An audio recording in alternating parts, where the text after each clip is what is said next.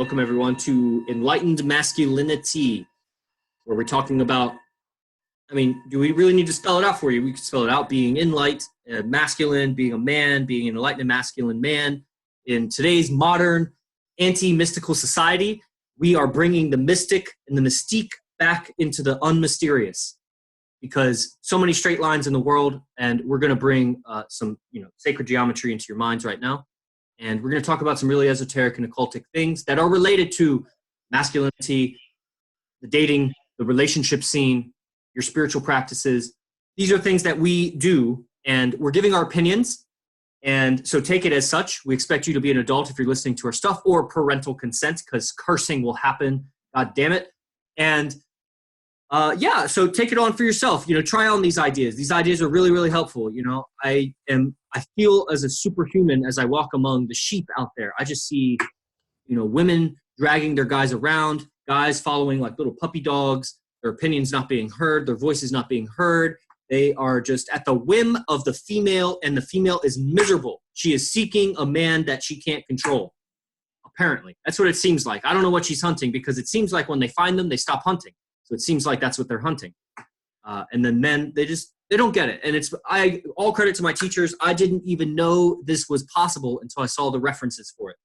And then they taught me the techniques, and I'm getting better and better. And now life is a playground that I practice in. So I'm joined. Oh, by the way, my name, if you don't know me, if this is your first time, Yogi Chris, PhD, got a doctorate in engineering, decided I'm just going to travel the world teaching yoga.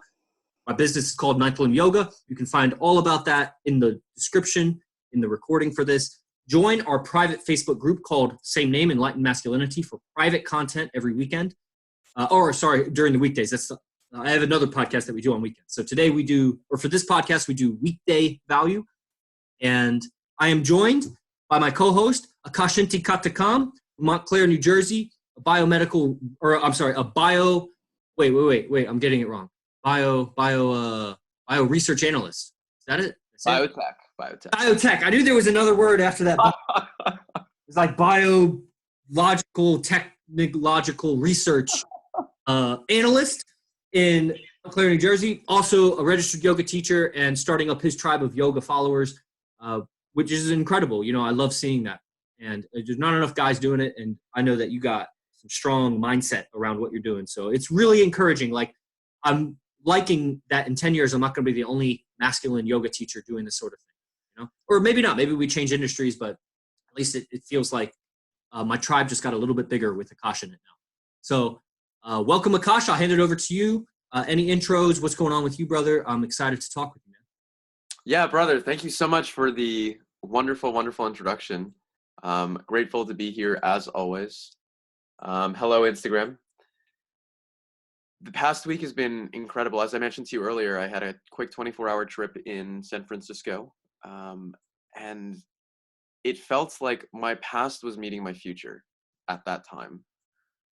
In the sense of the people that I was meeting with there were some good friends from just a while back in my life, 4 or 5 years ago.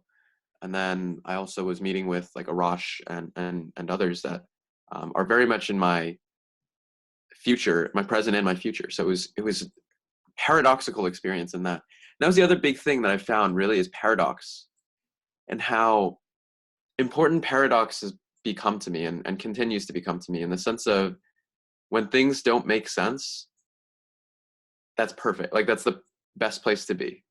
When my mind is like kind of like fucked, if for lack of a better word. An example of this was that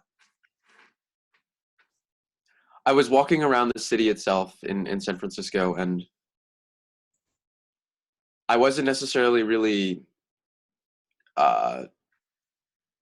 sure of what I was like how I was going to best spend that time. All I knew was that I had this time there. And while I was there itself,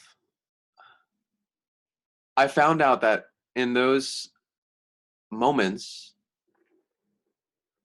of not knowing what I was to be doing, that was exactly what I was supposed to be doing. If like, it doesn't make sense, but it does. There's other experiences where yesterday, for example, I was in the bar in Montclair at the Crosby. All of a sudden I feel like someone's like following me. I turn back around, and there's this girl following me, and she's just like playing around with me and such. And And it was just like we stared at each other for like a solid like minute and a half, and it was like the seductive dance had already begun. You know, like she was already attracted. I had already I was dressed very well, knew a bunch of people and such. She starts following me, and I was like, stop following me. Like, are you like what are you doing? This is kind of like strange. So we had like this like stare off, and we were just playing around and such, and unbroken eye contact, and I could just tell that like it fucked with her as much as it fucked with me. You know, like I can't explain the concept of paradox because it simply doesn't make sense in and of itself. But I found that though when I'm in that place, that's one of my favorite places to be itself. So I'll turn it over to you, I guess, in terms of what does paradox mean to you, and how have you experienced it in your life? I don't know how I've experienced it too many ways. Paradox means I don't have enough information, and I really like those moments that you're talking about, and I really like 10th Planet Murieta question. I want to get to that one, but I like getting to that place of unknown where it doesn't seem like it makes sense, but I want to get there from a place of known. Like I don't like waking up and I'm in a place of unknown, or like you just drop me in the labyrinth and like I have no bearings. I like doing the steps that I know will get me some outcome, and then arriving at a new horizon where I'm unfamiliar. And you know, this paradox, it sounds like I don't know if I would call it a I don't even know. Like, I mean, we could look up the definition of paradox. It's like, let's do that really quick. Paradox definition. And this is a seemingly absurd or self-contradictory statement or proposition that, when investigated or explained, may prove to be well-founded or true. So seemingly absurd, but it turns out to be true. You know, so yeah, it might seem to be absurd that a girl is following you and giving you the Mexican stare down, but then it turns out to be true attraction or something. Or a paradox of like, you know, there are some girls that apparently like when they're attracted to you, they give you lots of space and never message you. Like somehow their sense of attraction is I'll never message you, and that's like it's definitely absurd. It's definitely absurd. But then it turns out to be true that they really want to be with you. It's just a lot of times I find that has to do with like the father, how they interact with their father. So they had a bunch of love for their father, and the father was never there. So they learned that when I'm in love, I should not be interacting with the man, kind of thing. And so, you know, lots of that kind of stuff. You know, absurdity. Yeah, I mean, I don't know that I even think of it in terms of paradox, but there is lots of absurdities. I just see almost everything I see when I'm out is absurd. Like I go out with my girl last night, and it's a different kind of game when I'm out with my girl, because my primary like modus operandi is her emotional state. Because if she drops, then that drops my value beyond anything. If I'm doing something, like if the girl that's with me feels very negative, that's no good. And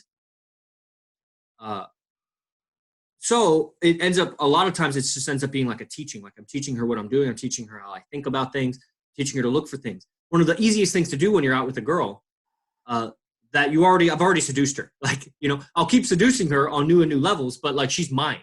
Like, you know, and I'm on the hunt for new. I want new now.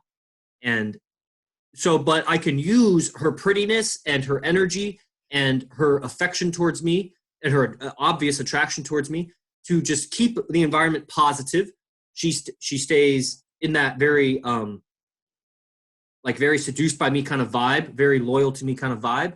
And in that, I'm able to do things as far as like my body language, as far as touch affection with other girls, talking with other girls, even things like being able to just like look around the environment and just be judging everyone, you know, looking for eyes, looking at their body language, and then just talking with her about this is the body language. Like check out that guy, that girl, see their dynamic. What about them? What about them? Look at that. What do you like about that? What do you not like about that? And start getting references for just how many pairs of people there are and how many different ways you can quickly learn 20 different ways of how to be a guy. And most of them are terrible, but you get these references for how guys are behaving when you look around and start looking at guys. But if I was there by myself, looking around at everybody, that would look a little bit lower value. Like, why is this guy just like sitting in the venue staring around at everybody? But because I got a girl right next to me who's clearly giving me her attention, it's almost like if we were in the tribal days in the woods or the forest or something, and she is focused on me and I'm focused on keeping her safe. She's focused on me, I focused on keeping her safe. If she was focused on keeping herself safe, we might deviate. We might go in different directions. It would be hard to stay together as a unit. And so that's just a really, the paradoxes that I see are, they're just absurd. Like, I don't even know if I'd call them paradoxes because I don't know. I don't know about this paradox thing. But I see so much absurd behavior from guys with girls. That just little things. And I'm like, where am I doing this? Like there was a moment yesterday.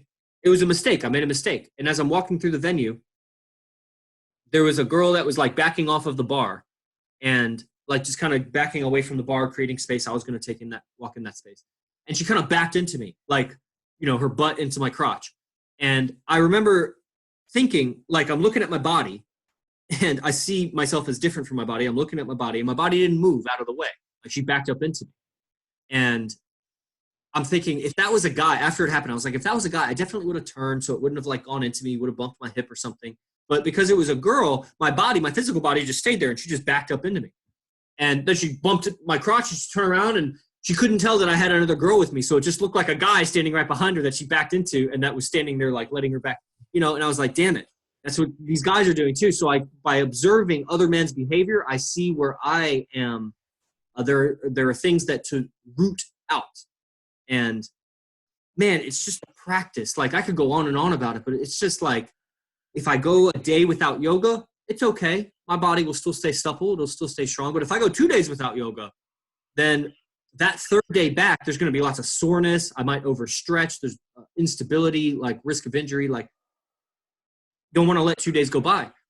And the benefit of going out daily and expressing this voice and creating a presence and putting the image of me, this bearded, beaded guy, into the minds of all of the people, like I'm seeing those effect compound. I haven't done this for 2 years. For 2 years, or for 18 to 20 months, I was on the road and I toured 40 different cities in the United States.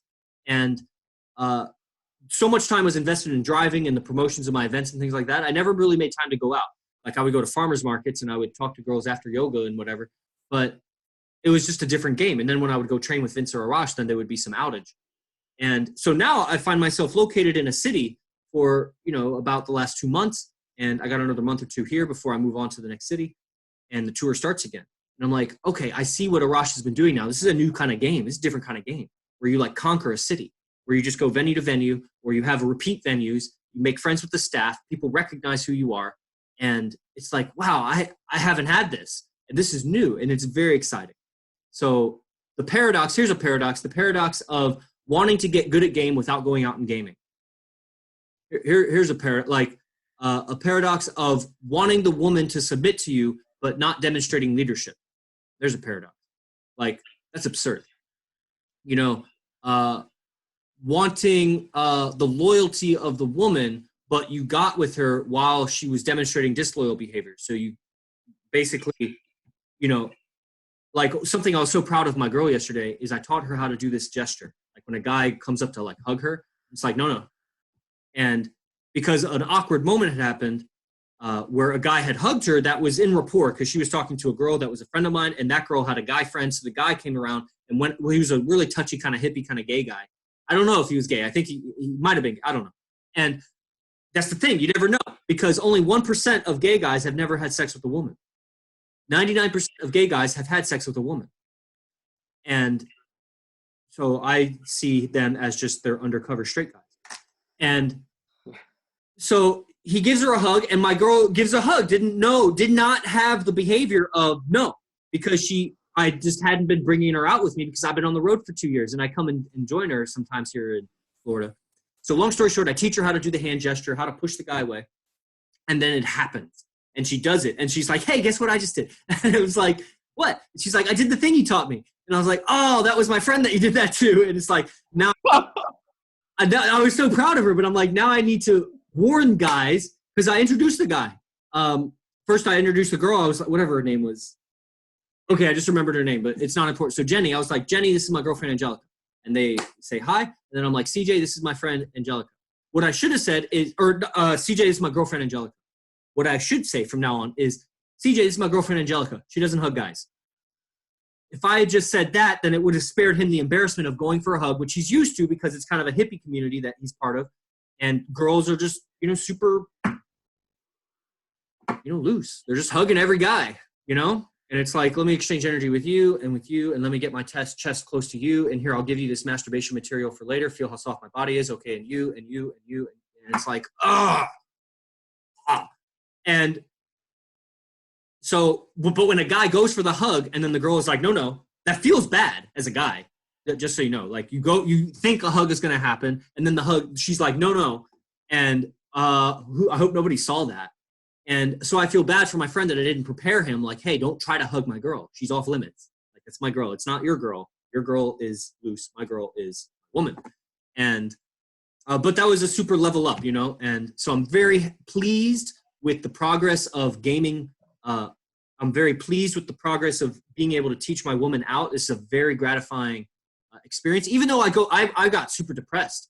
I dug up a really deep insecurity yesterday, and my girl was there, and thank God she was an external hard drive for all of my knowledge, because I just teach her so much. And so when I get a hiccup, when I trip up on the road and I have an insecurity that's triggered and I'm like in a negative emotion, I'm like, fuck, where would this pass? I want this emotion to pass. She's there to use all those speech patterns and all of the empathy techniques that I've taught her, so that, it's like the yin and the yang. 99% of the time I'm yang, but man, it flipped just for that moment. And she was able to kind of help me through that. And that was all born of going out with my girl and deep insecurities that were unavailable because I used to not do that.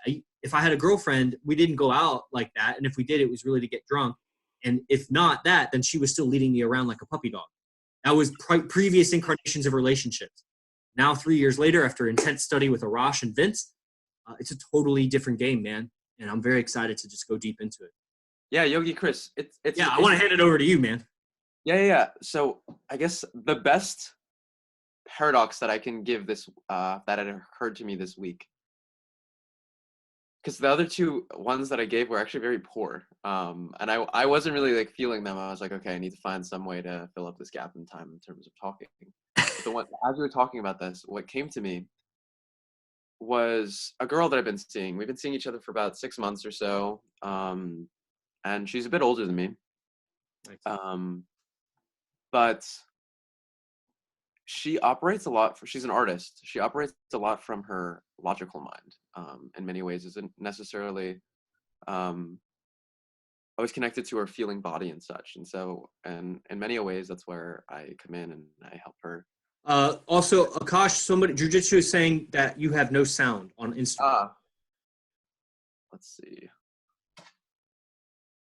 I don't know how that's possible. Can you guys hear me now? There was headphones in. Perhaps. But these headphones may or may not work. So let's see. All right. I'm assuming this one is working now. Getting back to the story at hand, though. I was driving over towards her, and we had plans to hang out for Valentine's Day and such. As we were planning to meet up, for some reason, like, I don't know, my keys, I locked my keys in my house, and I was supposed to go over, ended up becoming like half an hour, 45 minutes late. As I got to her place, and I let her know, I'm like, oh, I'm on my way. And I locked my keys out and such. And then I didn't tell her when I was heading over itself. So it was kind of like a bit of a surprise. So she's like, are you on your way over? And I said something along the lines of, I'm here. And when I said that, it was like, I was literally at her place, but here also could have meant like I was at my place, it was like very ambiguous.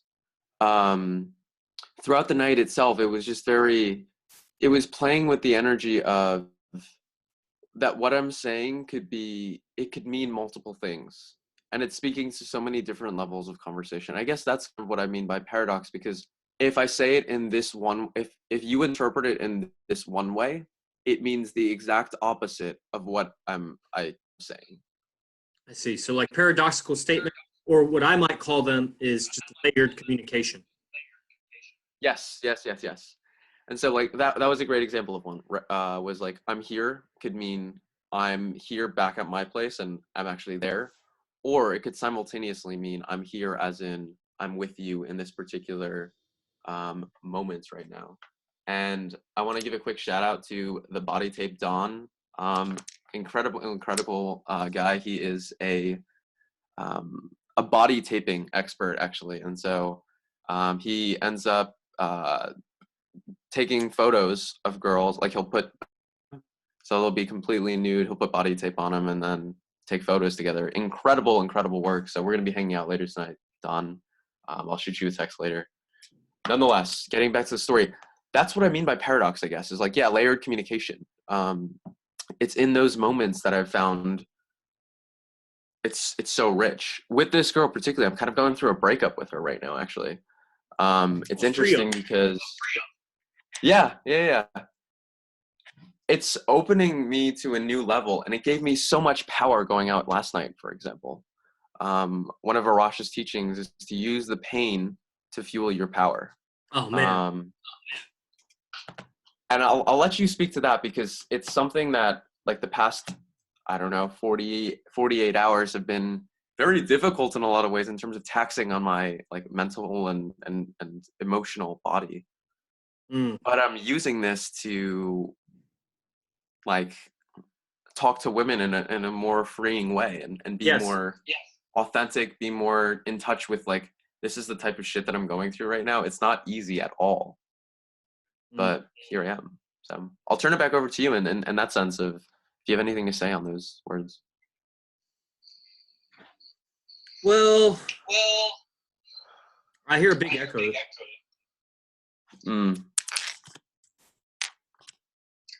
So, yeah, I mean, the pain, you use the pain, you know, the suffering of, you know, all these relationship problems, and we'll get to all your comments here on Instagram, and hopefully you're able to catch them if you're live or catch the recording. But, you know, the suffering and the pain is, man, that sucks, man. It sucks when it's like paralyzing. It sucks when it's like, I want to talk, but I don't know what to say, or I don't want to talk, or it's going to come out angrily. I might regret what I say, or, you know, there's a sadness, or it's in the body. The body's communicating it, and a big, you know, I really talk myself through that. You know, I pace my own reality, talk about how I'm feeling, and then as I get a grip on it, you know, you got to get your vocal machinery in tune with your emotional body. And they're so disengaged from each other that people are talking about ideas but there's no connection to the emotion. And so really pacing your own reality, which is like a NLP technique. You know, I'm feeling this way right now, and I see it in my body, and I'm breathing a certain way, thinking about these certain thoughts, and pictures are coming up in my head. But what I really want is then as soon as you catch a grip on your reality as it's happening, but what I really want is to just be fully free. Then I focus on how other people see me. And I'm like, I really want to be really free. And I want other people to see my freedom. And I want other people to think, oh, this guy is really free. And when they hear my voice, like my voice frees them. Like they become free when they hear my voice. People are in love with my voice.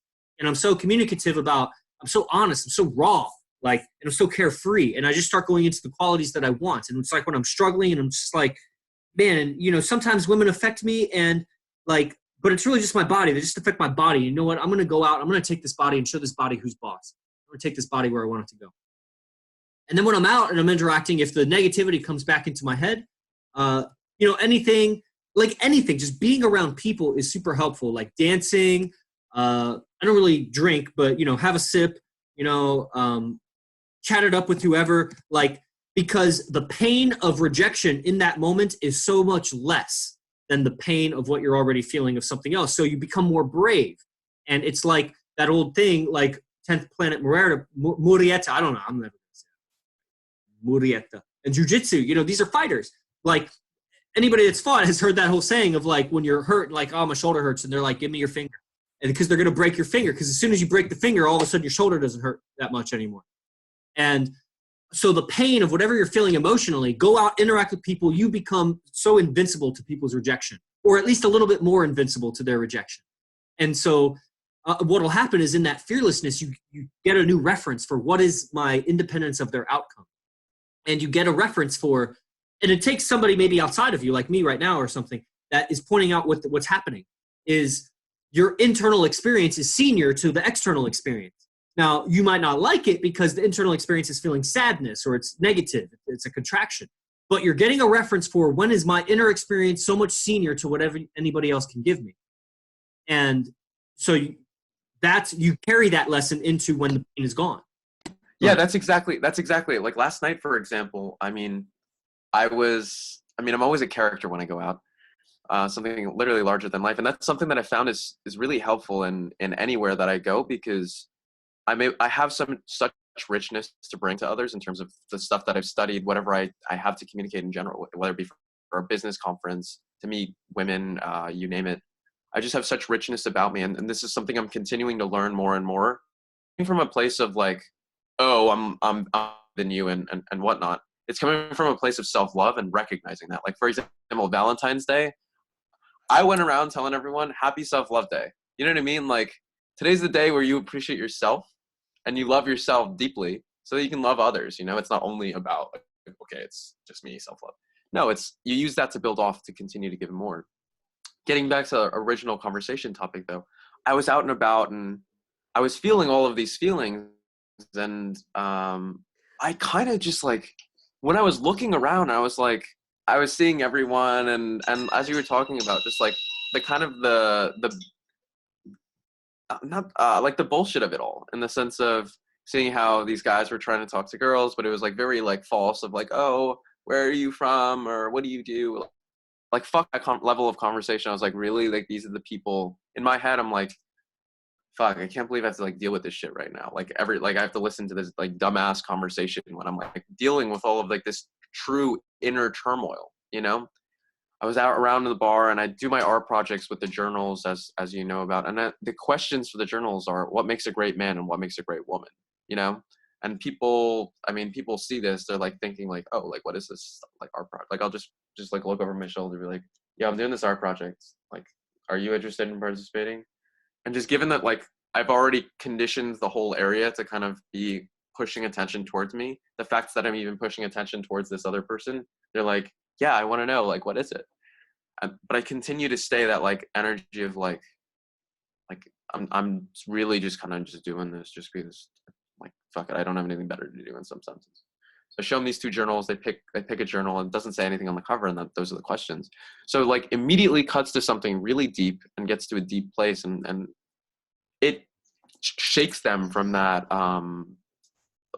general reality that they're in. Mm-hmm. Yeah, this is super helpful to hear you talk about it like that. That immediate, instead of trying to take in 10 or 15 minutes, get through the fluff and get to the deeper person and actually interact. I don't want to wait 10 or 15 minutes to start interacting with the person, the real person. And so that opener or that approach, or how they first experience you, can immediately drop their guard, drop their front, which is amazing. It drops it to a level. There's so many layers to this. Like I was telling Yuri in our podcast, and I was talking about actors or something, and he called them professional pretenders, which is, I think, a thing that Arash has said. And it's like, yeah, we're just unprofessional pretenders. And he's like, what do you mean? It's like, because an actor drops it. He knows he's pretending, and he's getting paid to pretend. We don't drop it. We get so attached to pretending that we think that's us. But you're just pretending to be Akash. And you tap into that acting dynamic when you go out and you pretend to be somebody else, or you pretend to behave a certain way. If you can consciously pretend to be somebody, and if you can really create an array of personalities, an array of conscious, archetypes that you work through, it will, as long as you stay sane, you don't go on like, what's that going to, Charles Manson kind of tripping out when you're doing it, and then you'll lose yourself in one of those identities. But if you can stay sane when you're cycling through various ways of being and ways of behaving, it will, in my experience, clarify the center, the real you that is pretending to be that, pretending to be that, pretending to be that. And a big thing, a mantra that I use when I'm out, this is a big thing that might help. I use it a lot when I am feeling down, is I'm just pretending to be Chris. I'm just pretending to be Chris. I'm just pretending to be Chris. And as I say that over and over, and I'll say it in my head while I'm out, and I'm like, wait, I'm just pretending right now. I'm pretending like this is a problem. That's it. Like I just got really good in my life for whatever my life history was at pretending like things were problems. At pretending like they were affecting me. Because as soon as they stop affecting me, it's like, wow, that was such an illusion. I just went into the drama of my life because I wanted to take it seriously, but it wasn't a serious thing. You know?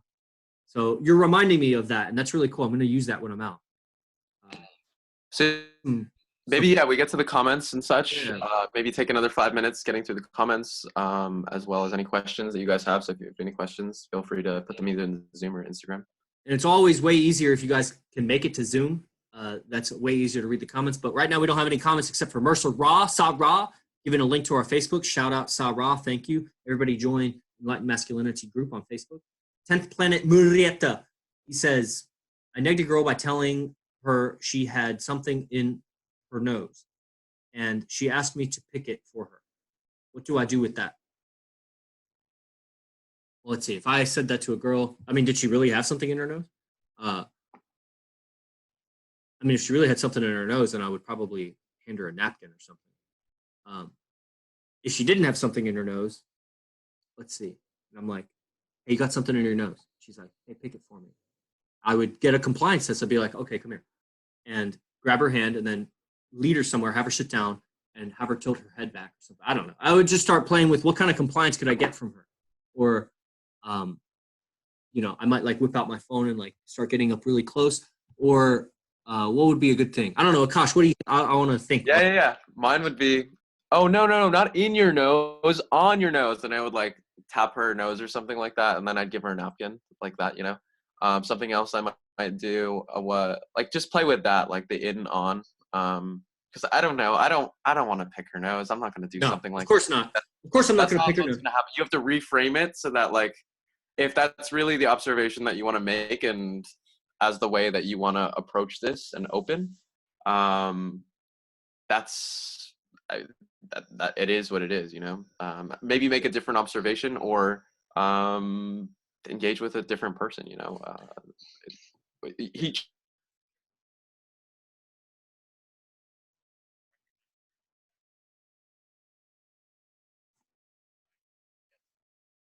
That's cool.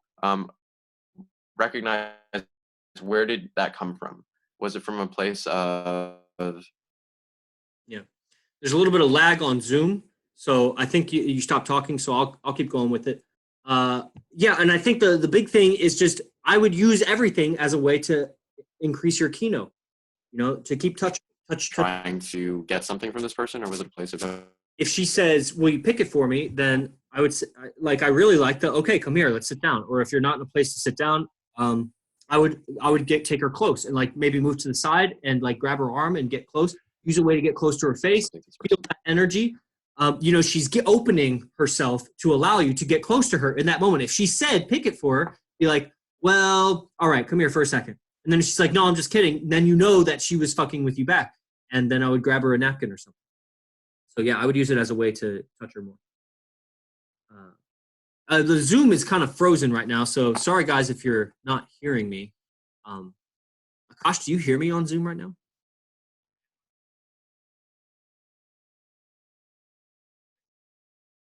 Yeah. Well, sorry everybody on Zoom. I mean, I think it's working right now. Okay, so we got the body taped on, masturbation material for later. Yeah, that's what a girl that hugs everybody. I mean, who here, honestly, guys, who has not used that material when a really pretty girl like softly hugs you? You have not used that sensory data to use it later. Come on. You want your girl hugging other guys? Not even your best friend. The body taped on. Wish you had. Oh, gosh, no sound. Okay, now you do. Better. Can you move your camera? Okay, thank you, brother. Yes, IG is perfect now. Got it. The dude with the Viking tattoos. Rejection is part of the process. It can motivate you in the correct frame. I agree with your speech. Yeah, I mean, it can, yeah, it can. I really like talking through these things helps me understand my philosophies more on it. And it reveals parts of my lexicon or how I talk about things that are not super empowering. So I really like talking about that, Akash, because it's like, oh yeah, the inner pain overrides the outer pain. now is a time that I'm a superhero. Now I can go and interact with people and be so independent of, now I might behave kind of in a fucked up way because I'm feeling like shit inside, but it gives me a reference of like independence of, you know, how they make me feel, because my feelings are senior to what they can induce in my body. And it's like, this is wonderful. And then you work that muscle. It's like sometimes, you know, you're feeling down and you go to the gym and you work out, and then 2 days later you're swole and you're stronger. And it's like, how did I get it's because I channeled all that energy into working out and not even realizing the pain of the workout. So you channel all that energy into going out, into interacting dynamically with people that you would otherwise maybe be uncomfortable interacting with. And you work that muscle, and the next 2 days later, the next day, you're stronger. And you're like, how did I get stronger? It's like, oh yeah, during that numb period, when I was numb on my emotions, I still went out and interacted. And you get better at putting language to your feelings, because when the robot gets this feeling, it like turns numb, and your intellectual capacity to start to speak truth is impaired. Your speech becomes impaired when the emotion takes over the robot. And going out and interacting with people forces the externalization of the inner experience. And you start to build a stronger connection between my voice and my experience. And this is essential for, you know, because I would not want my woman to be around me when I am experiencing an emotion and it paralyzes my speech, because my speech is my weapon. Like, I mean, we got some fighters online, you got chokeholds, and, you know, you could break people's bones and things, but at some level, you know, I could organize a 1 million person march with my voice. Try to do that with a chokehold. So your voice is so much more powerful than what your body can do on a grand scheme of things. I mean, I would love to be able to fight in one-on-one. I don't know. I can wrestle. But my power is then inhibited if my emotions cut my speech. If my emotions cut my ability to talk, then all of a sudden I no longer become protector of my woman on that level. My power greatly diminishes. So I want to not have that happen. And that takes practice. Talking through the emotions, not even talking about the emotions, just keep talking when my body is experiencing emotion. And so go ahead. But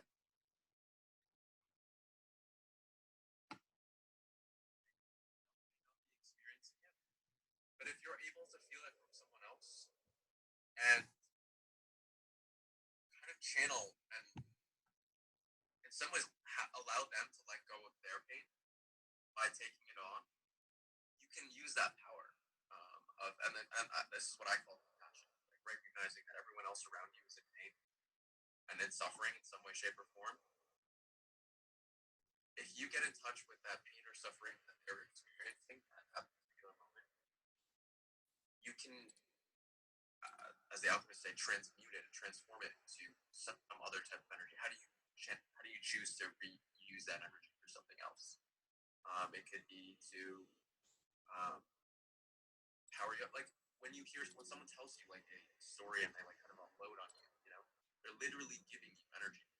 They're giving you. It could be a lot of times, especially in yoga classes, like after like talk and sit down, be like, oh well, these are the things that are going on in my life. They literally use so much energy because they see that you've transmuted your internal shit into something else that's what others see as greater. You know, if you can better transmute the energy, the negative energy that they give you, into something else. It could be you choose to use it for your pickup. It could be that you choose to for your yoga. Some such thing. They're actually giving you the opportunity to become super, super powerful, or able to make such an impact on the world around you.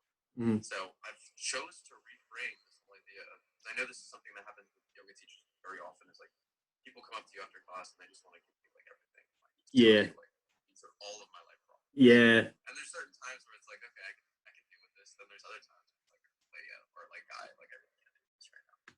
I love that. I'm choosing to reframe that process. It's like, well, they're actually giving me a huge opportunity right now. Yes. Yes. Because I believe personally, it's a personal belief, but I also believe there's a meta belief on top of it. So I have a personal belief, and I believe that this belief is a key to the power of the universe. And so that's the meta belief. The belief is that no matter what somebody says, there's always something I can say that will take it to whatever outcome I want. No matter what they say, there is something that can be said. There's some magic. This is like your experience of Arash. You go hang out in the Bay Area, you hang out with him for 30, 45 minutes, and it's like, how is it that in 30, 45 minutes, somebody can say something that will just like unleash the power within? It just like, just sheds a whole bunch of layers. He just says a whole bunch of magic sentences that are perfect for you, that are keys that unlock your mind. Because your mind is just caged and bound in a labyrinth of words and pictures. And with the right words and pictures, you can free somebody. And am I right? I mean, that's kind of like the experience of hanging out with him, right? You know? So when a person brings me their shit after class or out in a venue or whatever, I know, it's my belief. But it's beyond, like, I know it. I'm just searching. Just because it's my knowingness doesn't mean I have the answer for everything they say. I'm searching. That's the opportunity you said. What a great opportunity. Like, whatever garbage they bring me, I'm searching for the key phrase, the key code that dissolves that neutralizes it, that transmutes it, that frees them, that frees me, that results in a sale. Because a lot of times the answer is not the Band-Aid. The answer is you need training. The answer is you need surgery.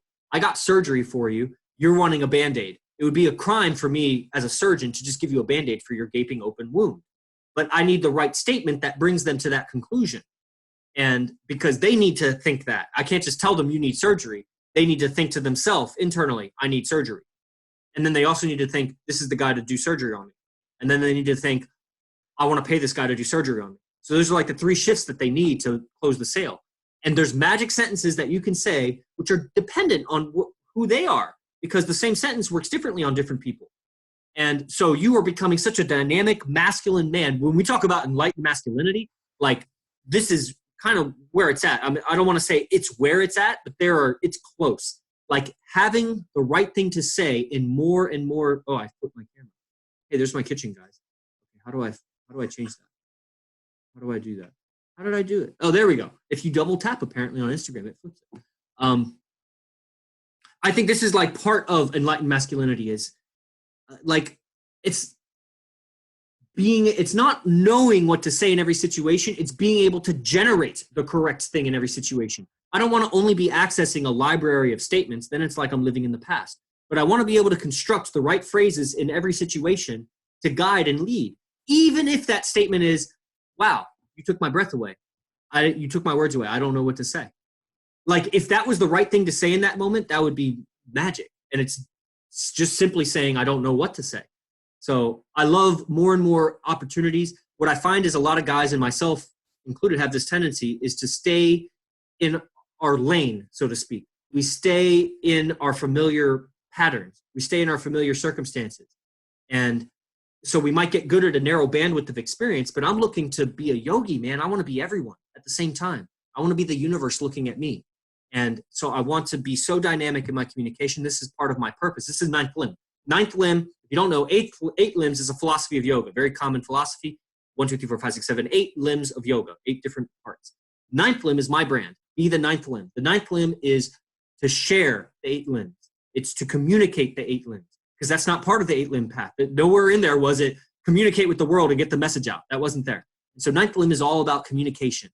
And so this is my path, you know? So I'll hand it over to you, Akash. I think we got 1 or 2 more comments. Yeah, Chris, I think we start closing. In regards to the group itself, so we have the Enlightened Masculinity podcast group on Facebook. Mercer had shared it on the Zoom. We will also post it later today in the YouTube video that goes up and in the podcast recording. So be aware of that. Other things ongoing right now is the Rising Sun. So I'm starting a sunrise hiking yoga experience. If you are interested, give me a DM or some such thing and talk about that. Super dope. Yogi Chris, I'll turn it back over to you in terms of, I know you got a couple products right now coming out. Oh, man. I'm super excited about stuff. Man, I'm so excited. This shit is like on another level. Like, you know, part of the business is, you know, you got great content. Lots of people got great content. A lot of people have a lot of great content, but it's all in the delivery and it's in the efficiency, because time is really your only currency here, right? I mean, the rest, it comes and goes, but time, it's only going in one direction, and it's very finite, whether it's 100 years or 50 years, but it's finite still in the end. And so how rapidly can I deliver someone to an outcome, and the outcome that they want? And so the efficiency of a person's transformation is like so vital. And I have just revamped the silent flute. You know, I got a book that, oh man, I got so many writings coming out. Anybody that's on the No Fucks podcast that joins No Fucks, let me pitch that. That's what I'm going to pitch. You all know I teach silent flute. If you all know how I talk, I don't give techniques here. I give a couple mindset things that are stimulated by our conversation. But if you want the real techniques, the juicy, condensed techniques, then join the silent flute. You go to ninthlimb.com or send me a message. I'll show you how to get on that. And but what I really want to pitch here are the 2 writings that I've given about Arash. So I have many writings. I have the Sex Sutras 1. I have the Sex Sutras 2. These are like 33, about 30 aphorisms of like statements that he gave. And then, oh yeah, thank you. I worked hard, man. You know, I published a bunch of papers when I was a PhD, and I've written 2 books before I started, getting into game. You know, 150-page manuscript and a 200-page manuscript. And they do well. People still message me about my PhD years ago. But recently, in a No Fucks podcast, Arash talked about a mind control technique that he gave to a VIP teaching in a room, in Vince Kelvin's room. It's a long story. It's a 3-day conference, and at the end, he gave a teaching to some teachers and some of us students. And it was so good. I went back and listened to it, and I transcribed it perfectly. It's perfectly transcribed, exactly how he talks, the syntax, the grammar. I didn't do a grammar check on it. I did spell check, but not grammar check, because the grammar of how he talks, it affects the mind. And certain commas and pauses in certain ways helps the mind digest the idea. And so it's a 9-page manuscript. It's $15. You can send me a message if you want that, or I think I've posted about it. I'll post about it again, I'm sure. But that's transformative. I've already applied that technique. $15 is nothing for it. And then also for free or / donation, I put out some notes about the No Fucks podcast. So you all know I co-host about 50% of the time with Arash. I'm typing in the background when he's giving these golden answers, and they affect me. Everybody would see different answers as gold. But I'm typing down these answers, and I'm making bulleted or numbered notes. And so I took the first 99 of those notes, edited them a little bit better so they read easier, and I put them out. They're for free / donation. If you want to donate 99 cents, $99, whatever you want to donate. But it's 99 sayings, 99 short teachings of the No Fucks podcast. And I'm going to put that link in my bio right after this. And I posted about it on Facebook. So pick up those 2 writings. I appreciate your support and, growing the IMC community. And so that's what I'd like to pitch right now. We're going to do this again tomorrow at noon. We're going to keep it dense because I know I was late today and we talked a lot. And I talked a lot. And we welcome your comments. We welcome your questions on the Enlightened Masculinity group. We give some private value during the weekdays, and then we'll do a monthly lecture, a donation lecture at the end of the month. And, catch on to that. If you like how we talk about these sort of things, then follow us deeper into the rabbit hole. IMC stands for Integrated Martial Arts Concepts, which he's given it a more recent name, but I would need to go back through my notes because he only ever said it once. He gave it a new name, but he still refers to it as Integrated Martial Arts Concepts. Do you know what that new name was, Akash? He has a few different names. It depends really on what you want to see it. Yeah. So I like integrated martial arts concepts because it's almost like the social martial arts. It's how can you use words to defend or attract or combat or cut up somebody or integrate them and make them whole again, heal somebody. Anybody that really does martial arts knows that all of the same things that you do that can hurt somebody are the same tools you can use to heal somebody. When you understand leverage, you can massage somebody, but you can choke them out. When you understand pressure points, you can stop their heart or you can get their chi flowing. All your martial arts techniques are also healing techniques. And so the social techniques of defense are the social techniques of, offense also, or integration. So thanks everyone for joining. We'll see you tomorrow at noon. And thank you, Akash, my co-host. And I'll see you tomorrow, brother. Namaste. Namaste.